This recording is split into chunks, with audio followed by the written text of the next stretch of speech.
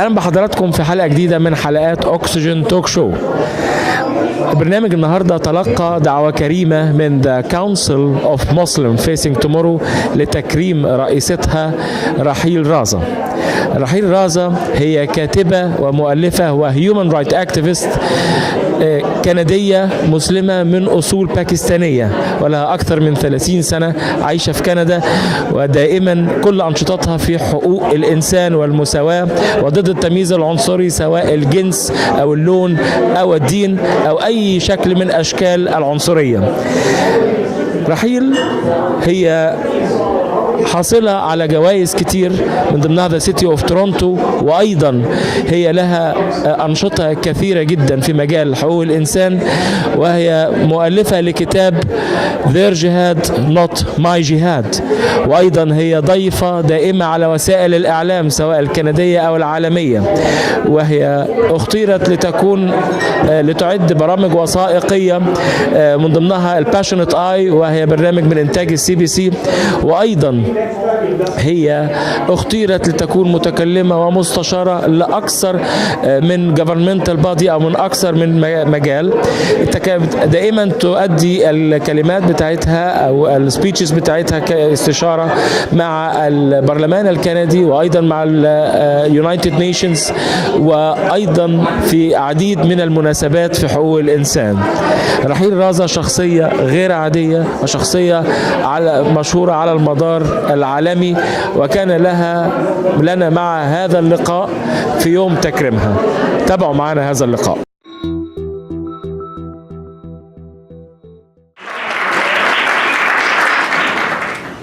But back to you, Raheel. Please let me take this opportunity to say thank you.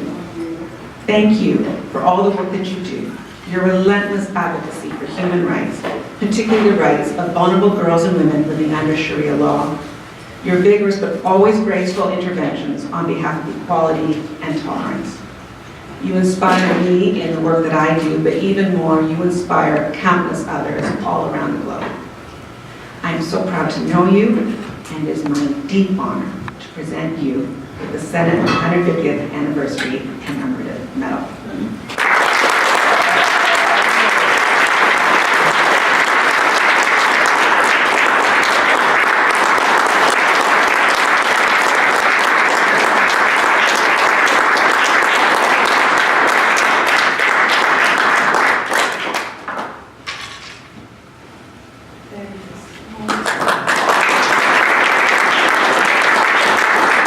I too had a dream when I stepped on Canadian soil on a snowy evening on the 10th of December 1988. My dream was to belong to a community, not ghettoized, not ethnically based, but one that reflects all of Canada in its beautiful diversity. Hindus, Sikhs, Christians, Jews, Muslims, and others. And today, when I look around this room, I feel like I've achieved that dream. I've also achieved my dream of being a proud citizen of a country that is strong, free of hatred and bigotry, egalitarian and democratic. However, we have a lot of hard work to do to hold on to that dream. I cherish our freedom of expression, not due to any emotion or bill or Islamophobia Day, but because that's what differentiates us from theocracies. And because we condemn all forms of racism and bigotry and work towards gaining each other's respect. While demanding reasonable accommodation, we must also know our responsibilities.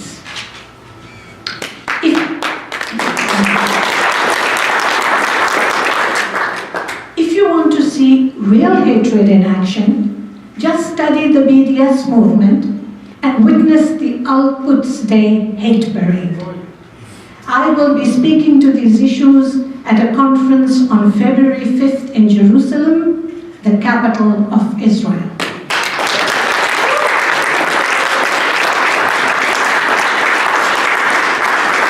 I am not a politician, and I don't belong to any political party yet. I I always vote with my conscience and try to think critically with my mind. Allow me to share some of that critique. I deeply respect a government that is democratically elected. You may find this amusing, but as I was growing up in Pakistan, we seriously thought that the term general election only meant which general would take power. I would love to have the ear of our Honorable Prime Minister, but alas, it seems that he only likes to listen to Muslim girls and women who, shall we say, bend the truth, or don't speak the truth. Case in point, the 11-year-old Muslim girl who lied about her hijab cutting ceremony, coaxed on by her mother, giving an entirely new meaning to the term, I want to be just like my mother when I grow up. and his own female minister who lies about her place of birth. They get a sympathetic ear and a kind word. But a Muslim woman who has been warning about the dangers of radicalization encroaching on the corridors of every institute in this country is kept away like a pariah. When the Trudeau government claims to be in support of feminism, I wonder why they removed the term barbaric from female genital mutilation. In my opinion, however politically correct you may be, there is no other way to describe this inhuman practice. When the Trudeau government says they are for gender equality, I wonder why they side with the criminal regime of Iran rather than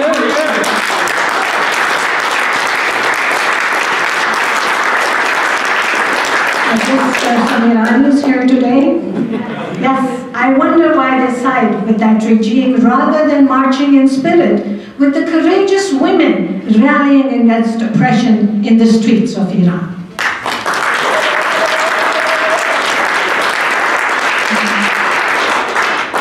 I also wonder, what kind of role model are we setting for our youth when the Trudeau government speaks of keeping Canada safe and then goes on to reward self-proclaimed terrorists and are sympathetic to those returning after fighting against our values with ISIS and those who were deemed to harm this country. Whatever the circumstances, in my own small way and with support from each and every one of you, we must continue to speak out against all that is morally and ethically just plain wrong. I was very inspired by how one woman, and when I say one woman, in a Muslim world, a woman to stand up and rise and do and achieve what Sister Raheel has achieved means far more than a woman in a much more open society. The struggle is greater. The sacrifices are greater. Sometimes we lose family, we don't speak about it. And when I saw that one woman coming from such a background has managed to inspire an entire community, whether it be the Muslims that follow her and who are part of her organization, or whether it be the professional people in this hall, I knew that this woman, not only did she have a mission, not only did she have a goal, this woman had something to bring to the tables of discussion that everybody feared, and it was the truth.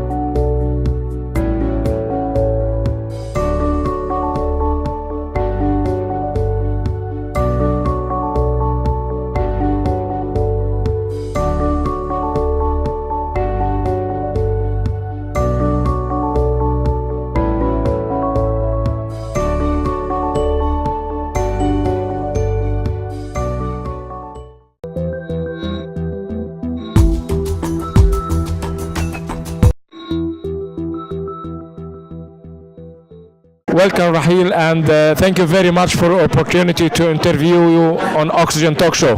It's a pleasure. Thank you for having me. Congratulations for the award, and let me know what is the main reason for this award.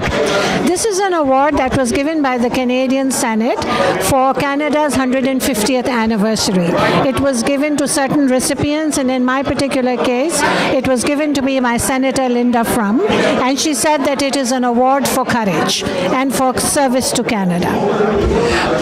Congratulations. We're really proud of you, and you are really needed at that particular time. Thank you so much. Let me start my first question to you by a definition. What is the definition of political Islam? And is it the same as Islam as a religion?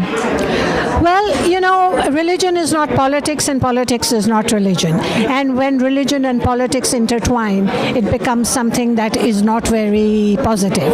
So political Islam is the politicization of the message, of the spiritual message. I differentiate between the spiritual message of Islam, which is what I follow, which is personal, which is private, and political Islam is thrusting Islam forcefully on people in the public sphere, in all forms, to use it as governance, to impose Islamic law on Muslims wherever they live.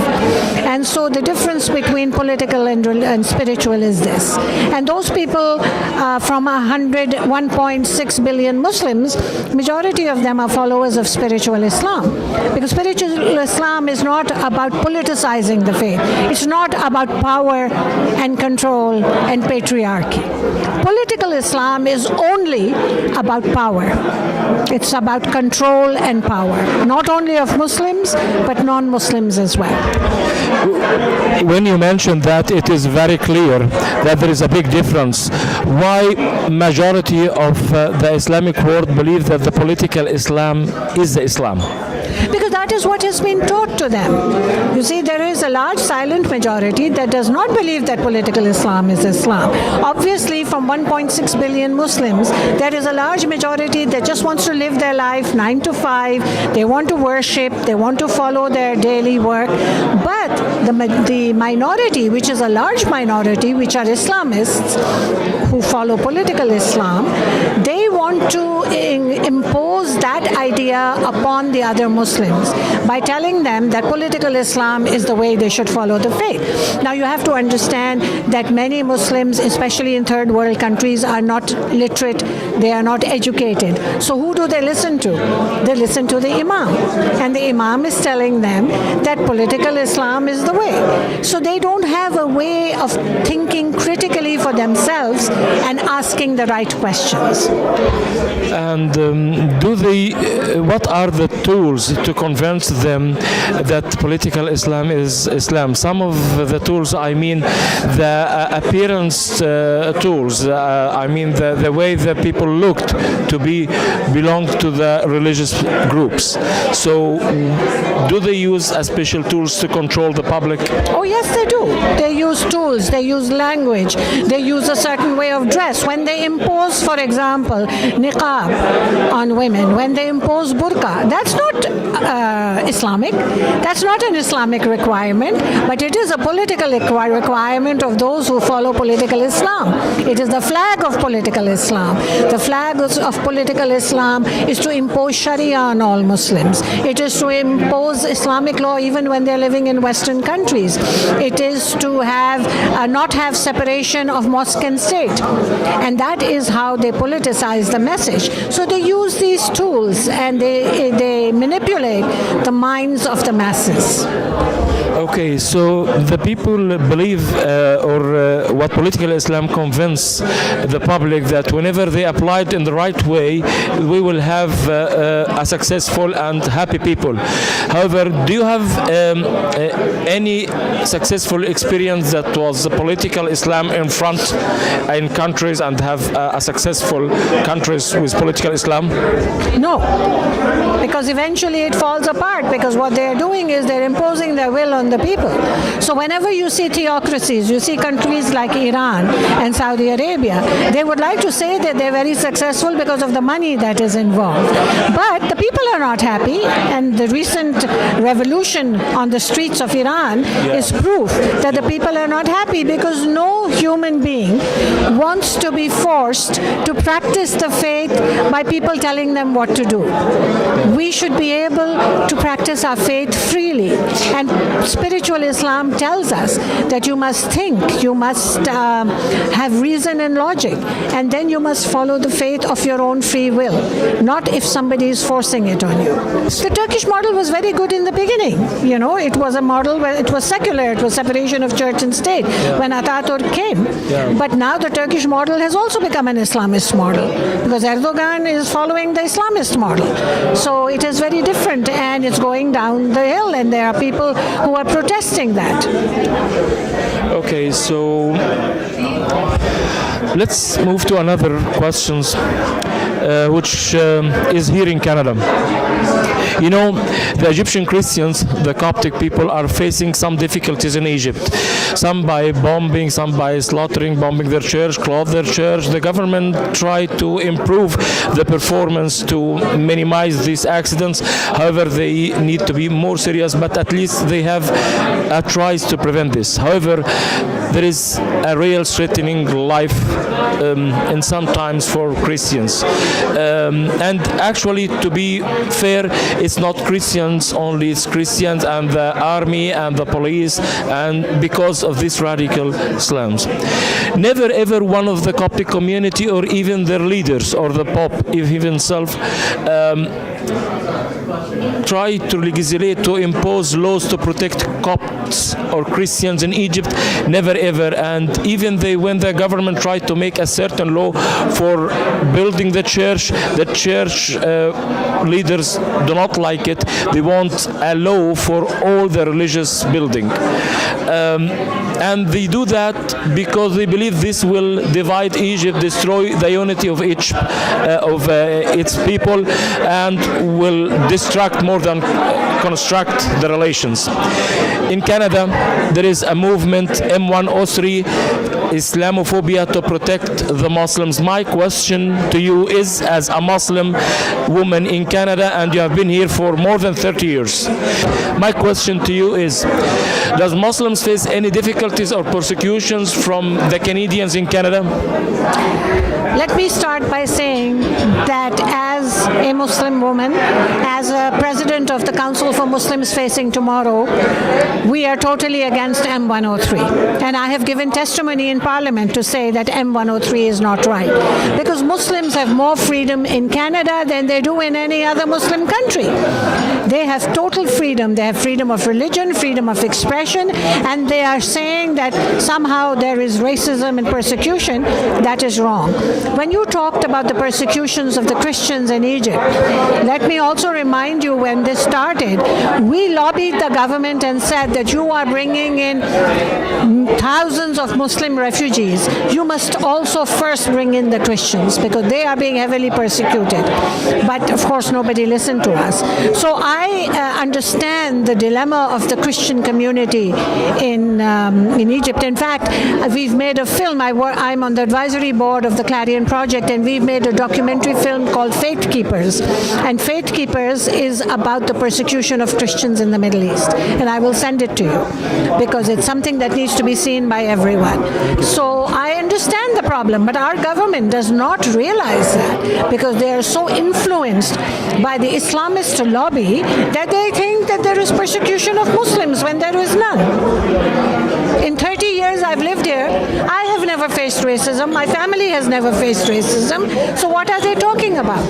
Maybe On your scope, you haven't heard about any of the Muslims community member that faces some difficulties. For example, the Quebec accident. Yes. So racism, hatred, and bigotry does exist. Yes. I'm not saying that it doesn't. Yeah. But we have to deal with it just like the racism and bigotry against the LGBTQ community, against Jews, against blacks. Every community faces racism, bigotry, and hatred, and we must stop it, because we don't want racism.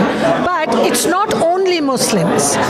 M103 singles out the Muslim community as though they need special attention, as though they need special care. Every community has faced it, and we must together fight racism. It's hard to say, but I would think that it is appeasement of the Muslim communities for votes, because the mosque brings in a lot of votes.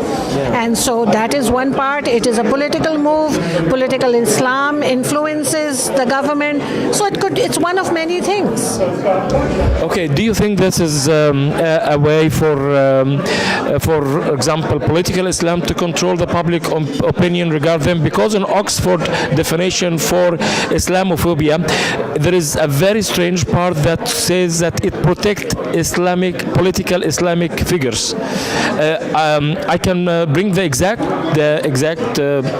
expressions of that, but in the definition it says it protects political Islamic figures. Well, let me explain to you. Islamophobia is a word that was created after 9/11 so that there would be no criticism of Muslims or Islamists or political Islam. And it has succeeded. It is a political move to stop any criticism about what is happening. It's not something that existed for a long time. It was created, and the Islamists have pushed the agenda of it. The regressive left have pushed the agenda.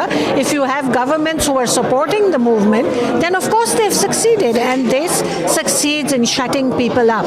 So those who are not Muslim cannot criticize what is happening, and people get scared. So that is why it has been put into place to stop any discussion. So what do you expect the future of Canada according to such law?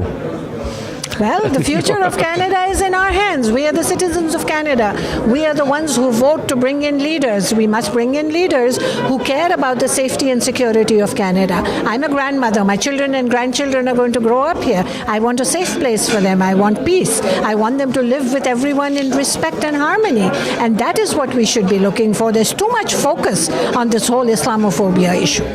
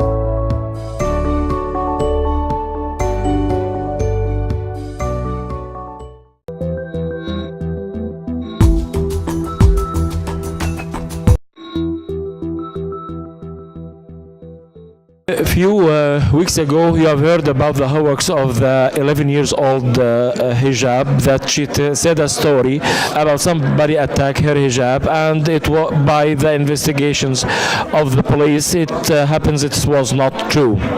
Actually, these incidents or the fake incidents of hatred against Muslim community, it wasn't the first one.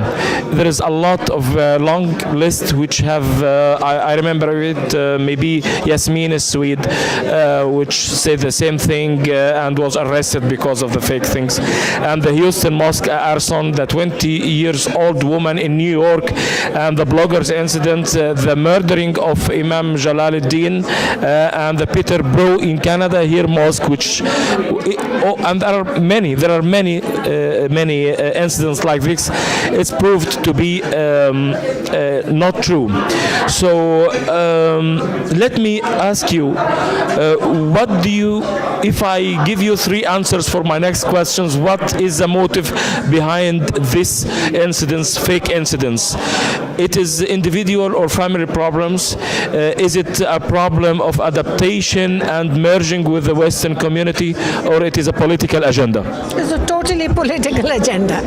It is to move the idea that there is a need for M103. You see, if they can prove that there is a lot of racism against Muslims, even through wrong stories, then they can push the M103. And that is what they want. They want to make an Islamophobia day. They want to have M103. So how else can they prove it except by making these stories? Now, this is not to say that there are not real incidents. Sometimes there are real incidents. Yeah. But again, as I said, every community has them, and we have to deal with them one by one. But to create issues just so they can push a political agenda, that's not acceptable. Let me understand something from my side here. Any real attack or hatred, we are against it by all means. Just the only thing that we do not want to make something which is not true and people might believe it. I noticed that the people or the Islamic political leaders, they put the news, they didn't put the other news that it was a lie or hoax. So this is something, I have a big questions. My question to you, what do you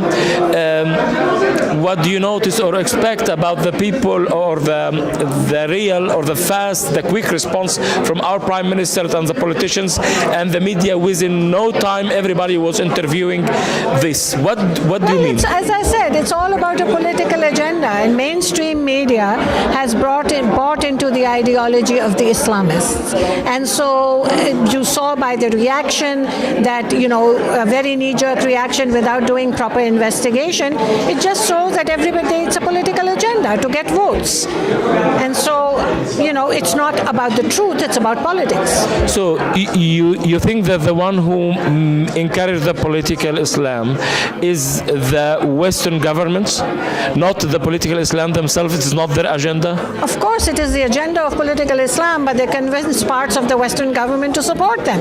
How else can they thrive in the Western world? See, the Prime Minister and people in the government have the ear of the Islamists. They are the ones who advise them, not us. Reformist Muslims don't advise them. The Islamists advise them. So for the Muslim community, when I see the government is very careful about my community and support them, if I say do not accept the support of the government for the current government, for example, it seems a little bit weird. So if whatever goals for the government to get votes, I'm okay as well as they support me as a community. So how can we solve this dilemma? People like this support even it is fake. Yes, that's true. So as you heard me say that I respect a democratically elected government, but then we are the people who elect the government. We have to lobby. And in our organization, we have something we call the 3 E's. We say you must expose the problem, educate the masses, and then eliminate the problem. So we have to create awareness. We have to talk to communities. We have to let them know what the situation is, because the truth is always the most important thing. We must speak the truth. Even though I am a Muslim, a practicing Muslim, I have to speak the truth, and that's what matters. So what do you think about the extreme or the hard decisions of the current government, which brought the ISIS fighters to Canada here to rehabilitate? So my question is, it seems that it's something very human thing, but on the other side, do you think that will be a big risk on our communities? It'll be a very big big risk. In what sense? These people have no love for the country. These people went there to fight against us. These people are jihadis. They're not going to be a contribution. They have done treason. They should be locked up. They should be taken to court. So again, we have to keep on lobbying. There are groups who are working against this, who are speaking out, who are writing. Our organization also is doing that. We have to keep on lobbying our politicians until the change can come. Why don't we give them a chance, the ISIS fighters? Some people have opinion that giving... When have you seen an ISIS fighter sit around a table and say, let's talk peace? You have, yeah. They're not about peace. The reason they picked up arms is because they want to kill people. They're not there for peace talks. They're not thinking logically like you and I are. So we are creating danger for ourselves by allowing them to do this. In one of your presentation, you mentioned that radical Islam have a problem and we have to solve it. However, many people cannot explain this or declare this in public. Is it a political correctness problem? And let me start with what is the definitions of political correctness for my audience. Some of them might not aware about this In expression. simple words, political correctness means not speaking the truth. You know, you go around and around it and you say everything except the real truth. And political correctness is a big problem. It stops people from addressing the real issue. They cannot call radical jihadists because they're afraid that they'll be called racist. And so political correctness has stopped people from identifying the problem. And if you know that if you're a doctor, unless you identify the disease and the virus, you cannot treat it. So political correctness is a huge problem, and it is used by politicians to get votes because they won't address the problem, therefore they can't find a solution. So that means that renaming the real problem, this is a political correctness. Do you think this is the main problem here in the West to prevent facing the real problem of the radical Islam, and or the people are here afraid to do that? Well, political correctness is one of the problems. It's not the only problem. People are also afraid because what do they see? They see that if you speak out against the jihadists, they kill you. So of course they're afraid. So they're afraid, there is political correctness, it's a combination of many things.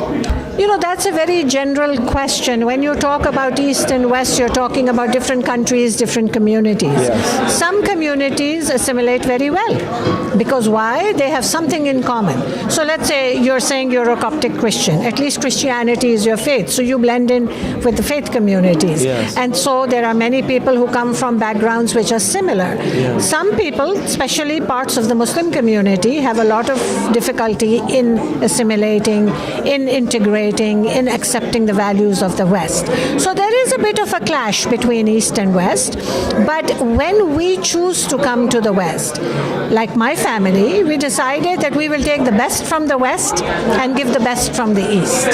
So a little bit of matchmaking is important. I like this quote. So I will begin the next question with your word, best of the East.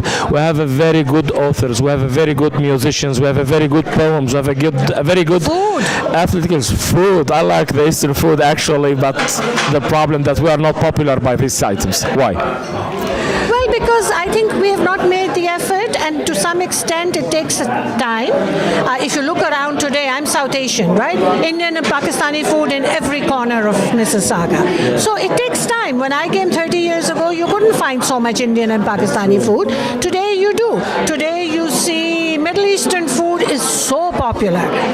You know, you've got Paramount everywhere. So it takes time, then people get used to the different tastes, and then it becomes popular. But I don't see that much art and culture. I would like to see more music.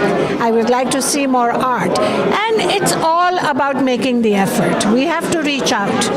We have to make the effort. Do you think that there is some barriers from just focusing on these culture things? The people from the Middle East or the East in general come with their problems here, and they are more busy with this problem influence more than the other. Well, any country where you have new immigrants, they have time, they have to spend time working 9 to 5, bringing up children, paying a mortgage, they're adapting. So it's not easy for them.